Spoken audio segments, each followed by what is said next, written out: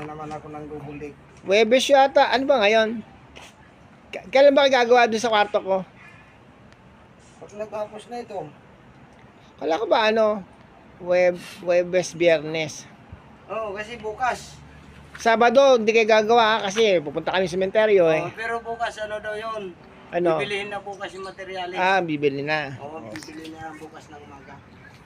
Minessage ko na si ate para doon sa yung binigay mong quotation ng Maros eh.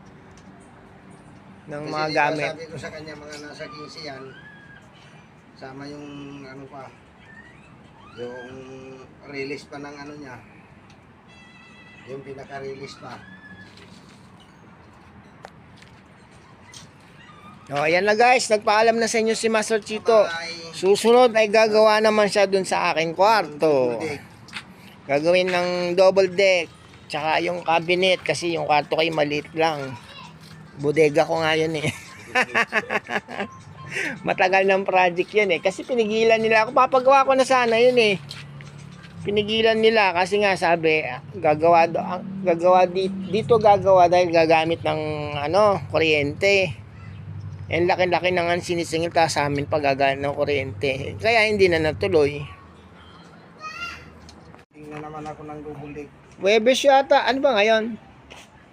Kailan ba gagawa doon sa kwarto ko? Pag nagtapos na ito, Kala ko ba Webes, Biyernes.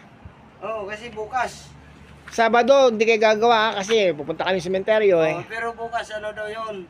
Ano? Bibilihin na bukas yung materialis. Bibili na. Oo, bibili na bukas ng umaga. Minessage ko na si ate para doon sa yung binigay mong quotation ng Maros eh.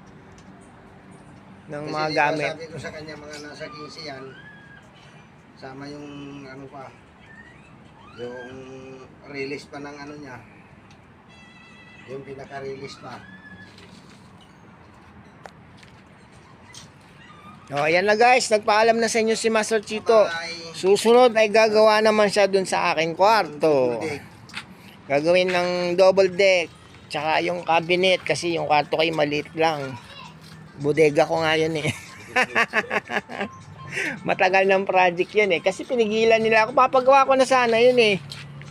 Pinigilan nila kasi nga sabi dito gagawa dahil gagamit ng kuryente. And laki-laki na nga sinisingil ta sa amin pag gagamit ng kuryente. Kaya hindi na natuloy.